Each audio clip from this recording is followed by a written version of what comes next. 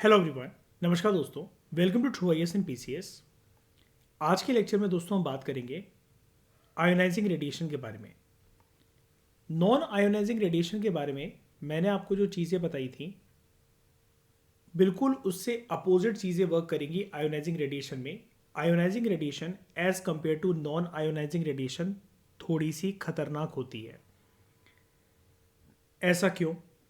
Non ionising radiation में आपने देखा था कि रेडिएशन के पास ना इतनी ज़्यादा पावर नहीं है कि वो एक एटम के अंदर से इलेक्ट्रॉन को अलग कर सके और उसकी इलेक्ट्रॉनिक कॉन्फ़िगरेशन को, या जिसको हम कहते हैं जो इलेक्ट्रॉन्स और प्रोटॉन्स का जो एक बैलेंस होता है, उस इलेक्ट्रॉनिक बॉन्ड के साथ छेड़छाड़ कर सके। इतनी ताकत, इतनी क्षमता नहीं थी नॉन आयोनाइजिंग रेडिएशन में।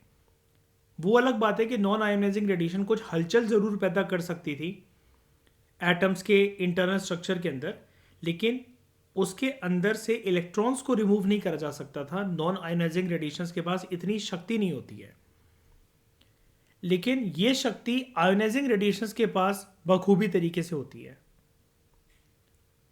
तो आयोनाइजिंग रेडिएशंस जो हैं वो एक ऐसी रेडिएशंस होती है दोस्तों जिसकी वजह से आयोनाइजेशन का जो प्रोसेस है वो इनिशिएट होता है। और ये आयोनाइजेशन का प्रोसेस यही होता है, जैसा कि मैंने आपको बताया था प्रीवियस लेक्चर में, कि एक या एक से ज़्यादा जो इलेक्ट्रॉन्स होते हैं, याद रखना सारी जो कहानी होती है वो इलेक्ट्रॉन्स के इर्द गिर्द घूमती है, ना ही प्रोटॉन्स के इर्द गिर्द।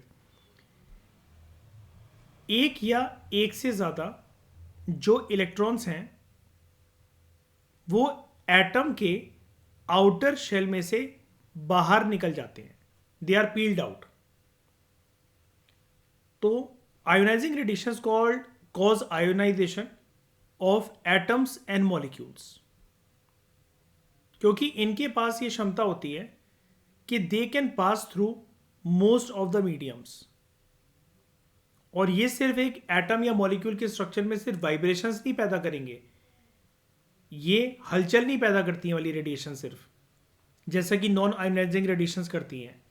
इनके पास पूरी ऐसी कैपेबिलिटी है, क्षमता है कि एक एटम या मॉलिक्यूल के इंटरनल स्ट्रक्चर में से इलेक्ट्रॉन्स को अलग कर दिया जाता है और फिर उसका इलेक्ट्रॉनिक कॉन्फ़िगरेशन, जो उसका एक एटॉमिक बॉन्ड का जो स्ट्रक्चर होता है, उस बॉन्डिंग को बिगाड़ दिया जाता है आयोनाइजिंग रेडिएशंस के द्वारा। आयोनाइजेशन का प्रोसेस यहाँ पर हमें बताया हुआ है, इसको हम पहले भी पढ़ चुके हैं, मतलब मैंने आपको ये बता दिया था। एक बार के लिए फिर से सुन लेते हैं। आयोनाइजेशन दोस्तों एक ऐसा प्रोसेस होता है जिसके द्वारा कोई भी जो एक एटम होता है या जो एक मॉलिक्यूल होता है, it acquires either negative charge या फिर पॉजिटिव चार्ज। और ये नेगेटिव चार्ज या पॉजिटिव चार्ज आता कहां से है? बाय गेनिंग और लूजिंग इलेक्ट्रॉन्स। जब नेगेटिव चार्ज अगर ज़्यादा हो जाए as compare to positive charge, यानी कि एक पर्टिकुलर एटम या मॉलिक्यूल के अंदर इलेक्ट्रॉन्स जो हैं वो ज़्यादा हैं, इलेक्ट्रॉन्स को हम रेड कलर से बनाते हैं नेगेटिविटी को दिखाने के लिए। इलेक्ट्रॉन्स जो हैं किसी एक एटम या मॉलिक्यूल के अंदर ज़्यादा है एज कंपेयर टू प्रोटॉन्स। और पॉजिटिव चार्ज कब आता है? जब इलेक्ट्रॉन्स कम हैं as compare to number of protons. उस प्रोसेस को हम कहते हैं आयोनाइजेशन। और जब इलेक्ट्रॉन ज़्यादा हो जाते हैं तो वो जो एटम है किस प्रकार का आयन बन जाता है? It is known as anion. और जब पॉजिटिव चार्ज होता है तो वो क्या बन जाता है? कैटायन। और ये चीज़ होती है बाय गेनिंग और लूजिंग इलेक्ट्रॉन्स। एक एटम, मैंने आपको बताया था कि वो एक न्यूट्रल तरीके से ही फंक्शन करता है, लेकिन वो एक आयन तब बनेगा जब उसके अंदर जो इलेक्ट्रॉनिक कॉन्फ़िगरेशन होती है उसकी आउटर शेल के अंदर वो बिगड़ जाती है। इलेक्ट्रॉनिक कॉन्फ़िगरेशन का मतलब है either it will gain more negativity, more number of electrons will be absorb by it, या फिर it will lose electrons as compare to number of protons. तो ऑटोमेटिकली प्रोटॉन्स जो हैं वो ज़्यादा हो जाते हैं, प्रोटॉन्स कहीं से एक्स्ट्रा आते नहीं हैं, लेकिन वो ज़्यादा हो जाते हैं as compare to number of electrons. And this thing often works in conjunction in synchronisation with other chemical changes, और इसकी वजह से फिर कुछ और केमिकल चेंजेस भी होते हैं उस पर्टिकुलर एटम के स्ट्रक्चर के अंदर या फिर उस पर्टिकुलर मॉलिक्यूल के स्ट्रक्चर के अंदर, जो कि अभी तक एक न्यूट्रल था लेकिन अब वो नेगेटिव या पॉजिटिव बन चुका है. जो इलेक्ट्रोमैग्नेटिक रेडिएशंस होती हैं, जैसे short wave ultra violet radiations, जिसको हम सिंपली यूवी रेडिएशंस कहते हैं, या फिर एक्स रेस, या फिर गामा रेस, और कुछ जो एनर्जेटिक पार्टिकल्स होते हैं जो कि न्यूक्लियर प्रोसेसेस से अपना बर्थ लेते हैं. तो वो जो इलेक्ट्रोमैग्नेटिक रेडिएशंस होती हैं, इन सब चीज़ों के साथ, जैसे UV rays, X rays, gamma rays, energetic particles जो कि न्यूक्लियर प्रोसेसेस की वजह से, न्यूक्लियर प्रोसेसेस जैसे न्यूक्लियर फ्यूजन या फिर न्यूक्लियर फिजन की वजह से जो पैदा होते हैं, इन सारी चीज़ों के अंदर इलेक्ट्रिकली चार्ज पार्टिकल्स होते हैं. जैसे अगर हम कुछ नाम लें तो अल्फा पार्टिकल्स और बीटा पार्टिकल्स, ये प्रोड्यूस होते हैं इन रेडियो एक्टिव डिके. और न्यूट्रॉन्स जो हैं वो न्यूक्लियर फिजन के प्रोसेस में क्रिएट होते हैं, जो कि हाईली डैमेजिंग इंपैक्ट पैदा करते हैं एक लिविंग ऑर्गेनिजम्स के अंदर. तो यानी कि as compare to non ionizing radiations, ionising radiations जो हैं वो इलेक्ट्रिकली चार्ज पार्टिकल्स काफ़ी इंटेंसिटी वाले पैदा करती हैं. Ionising radiations like UV rays के अंदर होते हैं ये electrically charge particles, X rays के अंदर होते हैं, गामा रेस के अंदर होते हैं, न्यूक्लियर प्रोसेसेस जो होती है, न्यूक्लियर फ्यूजन एंड फिजन, उनके प्रक्रिया में ये पैदा होते हैं. And they work in the form of alpha waves, alpha particles, alpha waves भी आप इसको कह सकते हो, बीटा पार्टिकल्स या बीटा वेव्स. और ये प्रोड्यूस होते हैं रेडियो एक्टिव डिके. और जो न्यूट्रॉन्स प्रोड्यूस होते हैं न्यूक्लियर फिजन के अंदर, ये सारी चीज़ें काफ़ी ज़्यादा डैमेजिंग होती हैं लिविंग ऑर्गेनिजम्स के लिए, फिर चाहे आप ह्यूमंस की बात करो या फिर एनिमल या प्लांट स्पीशीज़ की बात करो. इलेक्ट्रिकली चार्ज पार्टिकल्स जो कि प्रोड्यूस होते हैं न्यूक्लियर प्रोसेसेस के अंदर, अगर हम उनकी एनर्जी की क्षमता की बात करें तो उनके पास इतनी सफिशिएंट एनर्जी होती है कि वो किसी भी एक एटम या एक मॉलिक्यूल में से इलेक्ट्रॉन्स को नॉकआउट कर सकते हैं, इलेक्ट्रॉन्स को बाहर निकाल सकते हैं, और फिर प्रोड्यूस होंगे उसकी वजह से आयंस. और मैं आपको उनके दो नाम पहले ही बता चुका हूँ. पॉजिटिवली चार्ज वाले को आप कहोगे कैटायन, नेगेटिवली चार्ज वाले को आप कहते हो एनायन. आयंस जो प्रोड्यूस होते हैं वाटर मॉलिक्यूल्स के अंदर, अगर आयंस प्रोड्यूस हो रहे हैं वाटर मॉलिक्यूल्स के अंदर, तो उनकी वजह से क्या होता है, कुछ रिएक्शंस जो होते हैं वो पैदा होते हैं जो कि ब्रेक कर देते हैं बॉन्ड्स को. लाइक इन प्रोटीन्स या कुछ दूसरे मॉलिक्यूल्स के अंदर अगर कोई बॉन्ड मौजूद है तो उसको ब्रेक करने की क्षमता रखते हैं ये आयंस. अगर ये पानी के अंदर भी प्रोड्यूस होते हैं, यानी कि आपको सिंपली ये बताया जा रहा है, इस लाइन को मतलब सुनकर कंफ्यूज मत हो जाना. आयोनाइजिंग रेडिएशंस का इम्पैक्ट जो है वो किसी एक लिक्विड या फ्लूइड के मीडियम में भी पड़ सकता है, लाइक वाटर मॉलिक्यूल्स. और जब ऐसा होगा तो वो वाटर मॉलिक्यूल्स के अंदर कुछ रिएक्शंस पैदा होंगे. उन रिएक्शंस के चलते, अब वाटर मॉलिक्यूल्स के अंदर भी तो एटम्स होते हैं, जैसे हम वाटर के फॉर्मूला को क्या बोलते हैं, H2O. यहाँ पर 2 हाइड्रोजन है और 1 ऑक्सीजन है, तभी तो हम इसको H2O बोल रहे हैं.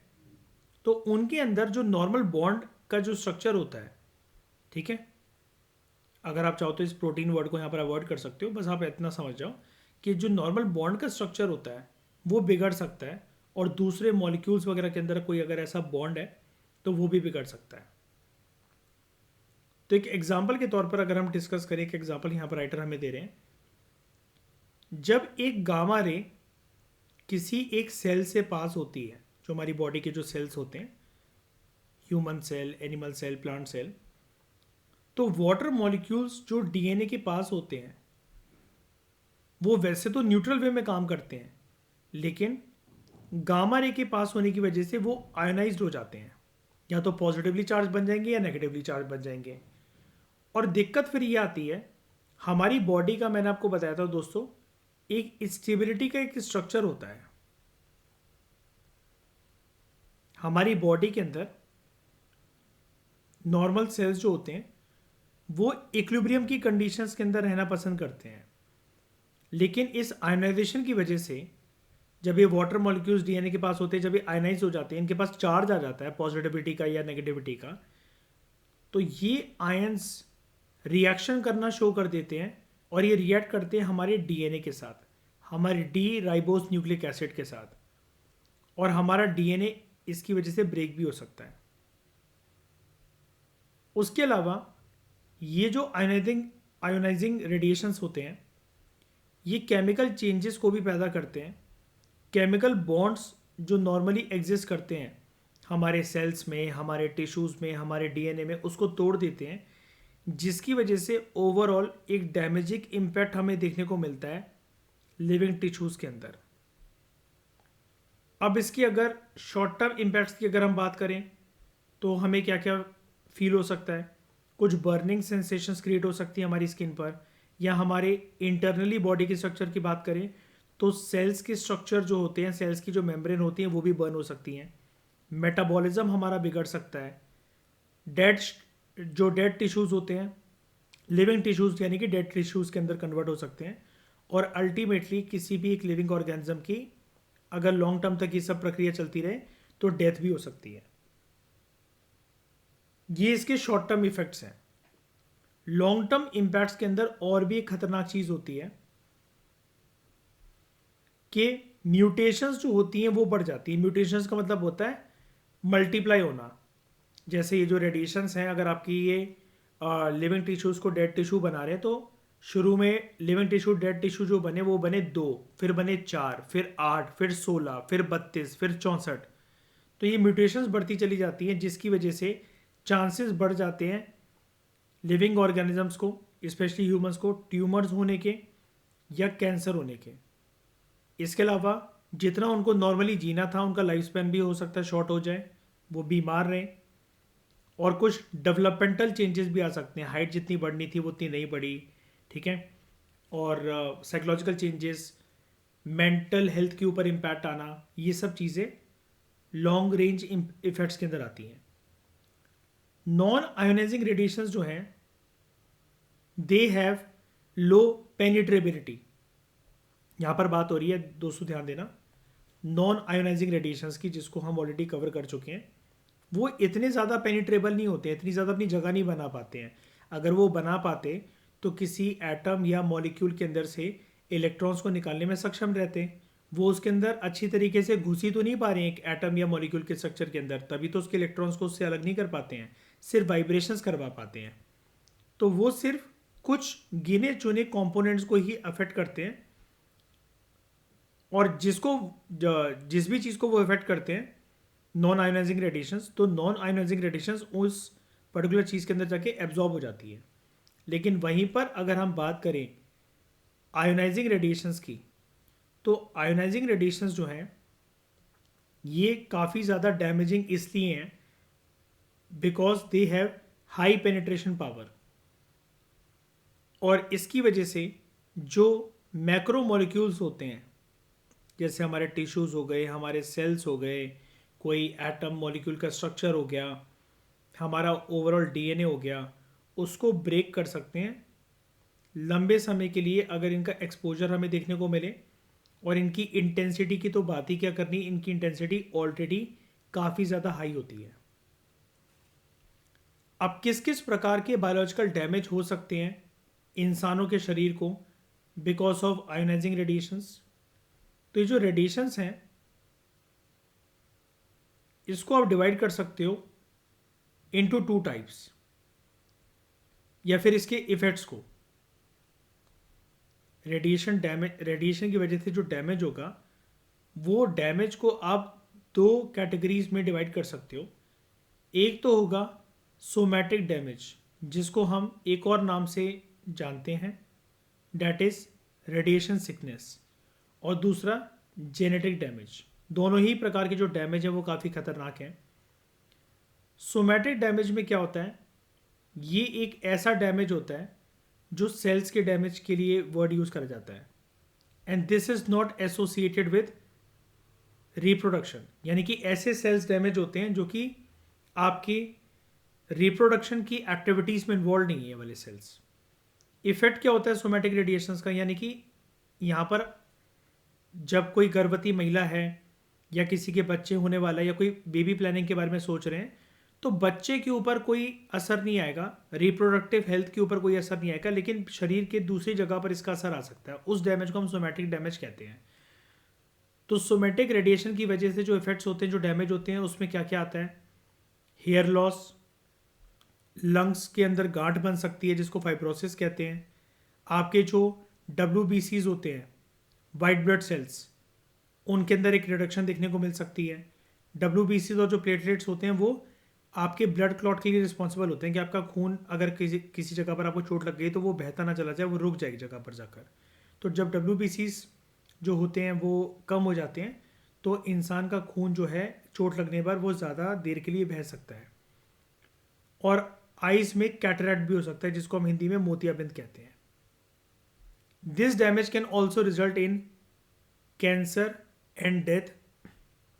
वो डिपेंड करता है कि आपका इस प्रकार की रेडिएशंस के साथ एक्सपोजर कितनी मतलब कितने लंबे समय का है, और आपको जो रेडिएशंस ये प्रभावित करती हैं, आप इन रेडिएशंस के कितना पास होते हो।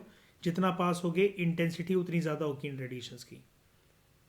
दूसरे प्रकार के डैमेज की अगर हम बात करें जिसका नाम है जेनेटिक डैमेज, तो नाम से ही पता लग रहा है कि आपकी ये जीन्स को, DNA को ऑल्टर कर सकता है ये रेडिएशन, तो उस डैमेज को हम कहेंगे जेनेटिक डैमेज। तो it refers to damage to दो सेल्स जो कि आपके रिप्रोडक्शन के साथ एसोसिएटेड है। याद रखना, सोमैटिक डैमेज के अंदर आपके रिप्रोडक्शन के साथ कोई खिलवाड़ नहीं हो रही है, लेकिन जेनेटिक डैमेज के अंदर वो वाले सेल्स डैमेज हो रहे हैं विच आर इन्वॉल्व या which are associated with reproduction. ये जो डैमेज है, this damage can subsequently cause genetic damage from gene mutation.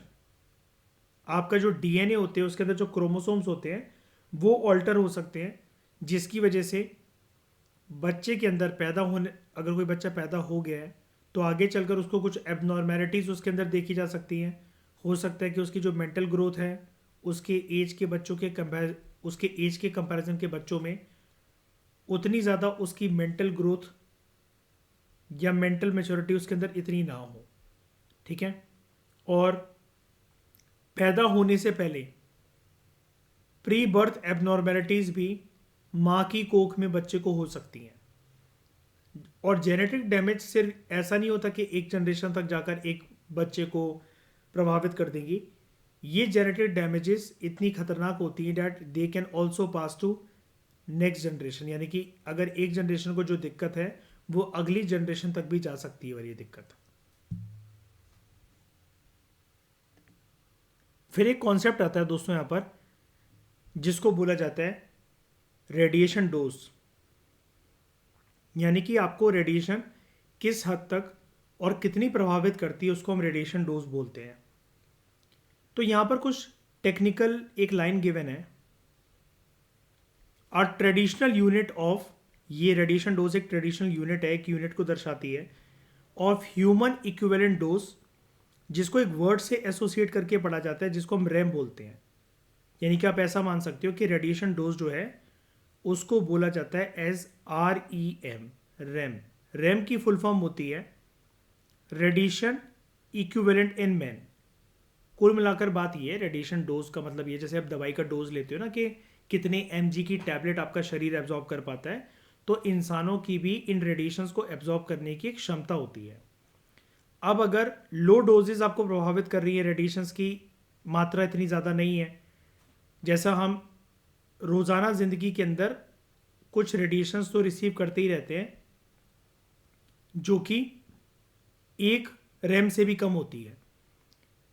तो यहाँ पर हमारी बॉडी कैसे रिएक्ट करती है लो डोजेस की जो रेडिएशंस होती हैं, या रेडिएशंस की मात्रा अगर कम मिली है हमारे शरीर को, सेल्स जो हैं इस प्रकार के डैमेज को, अगर बॉडी में कोई भी चीज़ डैमेज होती है, दूसरे सेल्स डैमेज होते हैं, इमीडिएटली इस प्रकार के डैमेज को हमारे सेल्स जो है वो रिपेयर कर देते हैं और बहुत जल्दी कर देते हैं। यानी कि लो डोजेस की रेडिएशंस तो हमें देखने को मिलती रहती है रोजमर्रा के जीवन में, वो एक REM यूनिट से कम होनी चाहिए, रेडिएशन इक्विवेलेंट इन मैन। ये इसका एक आप कह सकते हो जैसे SI यूनिट होता है ना, आप फिजिक्स में पढ़ते हो जैसे, तो ये उसका एक यूनिट है।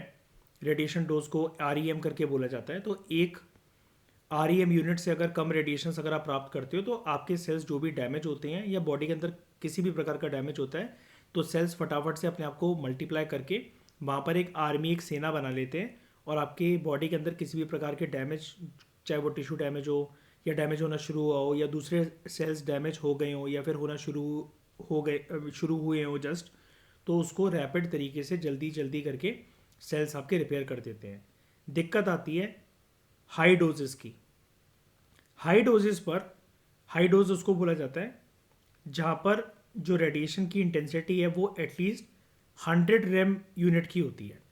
तो सेल्स जो हैं वो इतनी जल्दी जल्दी डैमेज पार्ट्स को रिपेयर नहीं कर पाते हैं, एंड सेल्स में ईदर भी चेंज परमानेंटली या फिर इंसान की डेथ भी हो सकती है। और इसी चीज़ को हम बोलते हैं रेडिएशन सिकनेस। लो डोजेस से रेडिएशन सिकनेस नहीं होती है, हाई डोजेस से ज़रूर हो सकती है।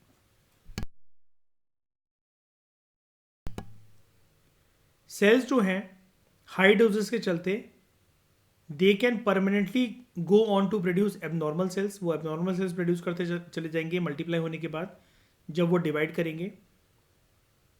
और कुछ सेल्स कैंसेरियस भी बन सकते हैं, उनसे कैंसर का खतरा भी हो सकता है।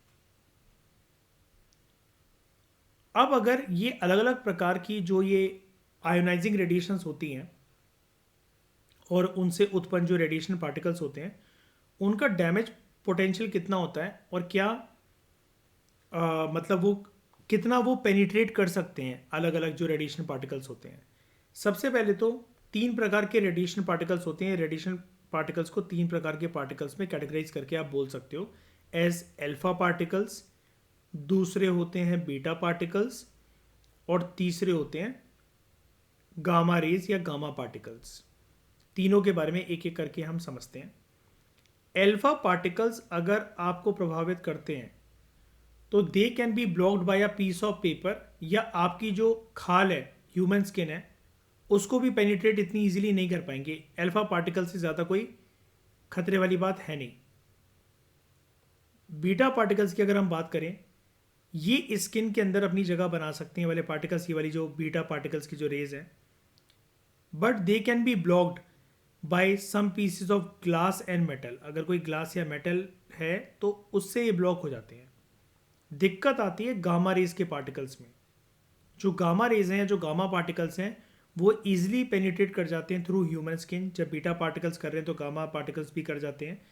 और बीटा पार्टिकल्स स्किन को पेनिट्रेट कर रहे थे लेकिन आपके सेल्स को इतना डैमेज नहीं करते हैं।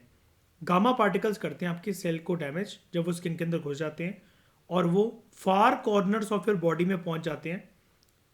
और वो सिर्फ ब्लॉक हो सकते हैं only by a very thick, very strong और बहुत बड़ा, अगर कोई पीस ऑफ कॉन्क्रीट हो, मोटी सी कोई एक लेयर हो पत्थर जैसी, तब जाकर ये ब्लॉक हो सकते हैं।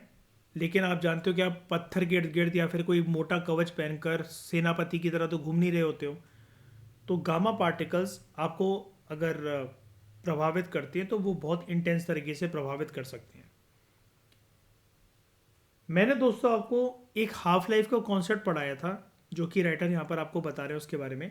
हाफ लाइफ डिनोट करता है कि कोई भी एक एटम या मॉलिक्यूल जब डिके होना स्टार्ट होता है, जो उसके अंदर से रेडिएशंस निकलती हैं, जो उसकी रेडियो एक्टिविटी होती है, उसका टाइम पीरियड कितना होता है, उसका टाइम फ्रेम कितना होता है। तो हर एक जो रेडियो एक्टिव मटेरियल होता है वो रेडिएशन इसलिए फेंक रहा है बिकॉज वो डिके हो रहा है। उसके अंदर से तब तक रेडिएशन निकलती चली जाएंगी जब तक वो एक स्टेबल कंडीशन के अंदर नहीं पहुंच जाता।